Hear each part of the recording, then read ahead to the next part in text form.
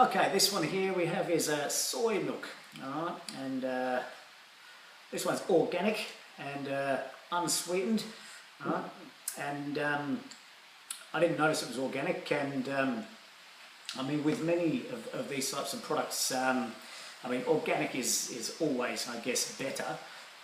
It's not always practical, it's not always cost effective. I mean, if you can afford it and you can find it wherever you're going, then by all means, use organic as much as you can to your heart's content. But I'm not too fussed about it. And at the end of the day, when it comes to plant-based products, they're generally very well cleaned before they're used and processed. And the problem with pesticides and herbicides and stuff like that is the residue. If they're very well cleaned, there'll be less residue. So, I mean, ideally, yeah, we want to avoid as much as we can, but it can get to a point where it becomes a bit ridiculous. So I'm not too fussed about organic when it comes to plant-based products. Animal products, definitely choose organic where you can, because there's a whole bunch of evils to contend with non-organic animal products, but that's a different conversation. Okay, so back to the soy milk. All right, we'll run through this now. Now, something I forgot to mention is this is unsweetened, okay? And I haven't mentioned it with the previous products either, but with all of these products, these plant-based milk alternatives, you should always look for unsweetened, okay? Because unsweetened means no added sugar, okay? So, for example, on the ingredients, there's no added sugar. So no sugar of any kind, no added sugar, no sugar substitute, okay? And yeah, so with any of these products that you buy, always look for unsweetened, okay? You don't want added sugar. If it's too bland or not sweet enough for you, however you're using it, whether it be in a cereal or muesli or in a tea or a coffee or a drink, then the simplest solution is to add honey, okay? Honey is delicious, natural product from bees, very, very sweet, very tasty, natural sugars, very good for you, okay? So literally that is the best way to add sweetness to any of those, any of these products and any cereal or tea or coffee, or whatever. Oh, sorry, maybe not coffee so much, but tea. I don't drink coffee, so I wouldn't know. All right, but if you're not, if you don't like honey or it's not practical, you don't have any, then by all means, use some other, natural sweetener such as stevia. Okay, all right. So moving on, ingredients in this one: filtered water, organic whole soybeans, okay, organic sunflower oil, and sea salt. Okay, so good ingredient list again. No numbers, no additives or fillers or emulsifiers or gums or anything in there, okay? Now, soy has been around for a long time, obviously.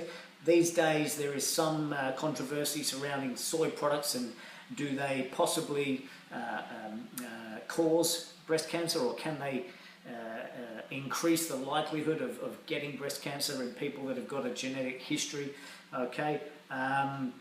And honestly, I couldn't give you a definitive answer on that. There's as many studies which say yes, it's linked to cancer. There's equally as many studies which say no, it's not, or that it helps fight cancer. So it's one of those things where you need to make your own decision. Check it out for yourself and see if you decide that it's safe for you. Okay, I don't think there's any danger of organic soy causing any problems. Genetically modified, that's a different story, okay, and we'll get to that in a minute. Okay, but I mean, soy, the product soybeans, soy products have been used in Asian cultures, particularly China and Japan, for hundreds of years, and they do not have a high incidence of cancer or breast cancer or anything like that. So I don't think it's something you need to be worried about. Okay, right, so in terms of the actual calorie content and so on and so forth, this one, protein 6.5. I haven't mentioned protein in any of the other products because it's very low, because they're plant-based products, and generally most plant-based products, most plant products have a lower protein. However, this one, soybeans, are higher protein for a plant product, okay? So 6.5 grams per serving, that's not a hell of a lot, I mean, but it will contribute to your daily requirement, so bear that in mind.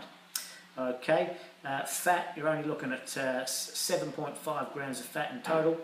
All right, most of that would be coming from the organic sunflower oil that they've put in there. Okay, and most of it is unsaturated. There's only 0.9 saturated, so it's not something to be overly concerned about. In terms of fat per day, you can safely consume around, and this varies for different people, but safely consume 30% of your calories from healthy fats on any given day, and it's gonna contribute to health. Okay, it's not going to be bad for you. So don't get hung up on fat content. Obviously be aware of where your fat's coming from, but don't get too fussy about it when it comes to products like this. Okay, they're never going to be too high. All right. Carbohydrates only 2.8, so very low, of which sugar is 1.6, and that's per 250 ml, so it's very, very low. Okay, so a good alternative again if you're looking for a low carb milk alternative. Okay, so there you have it. That's soy milk. By all means, enjoy. Particularly organic. Nothing to worry about really. Now, just on the organic side of things, let me just say that I'm in Australia, everything I talk about is generally Australian, in Australia. However, when it comes to soy, if you're in like the United States, be very careful about most soy products on the shelves, because they're all, sorry, not all, but 90% of soy in the United States is genetically modified. All right. Now, when it comes to GMO stuff, it's just evil. Just stay away, okay? I don't care how many studies they show you telling you it's safe. That's total bullshit.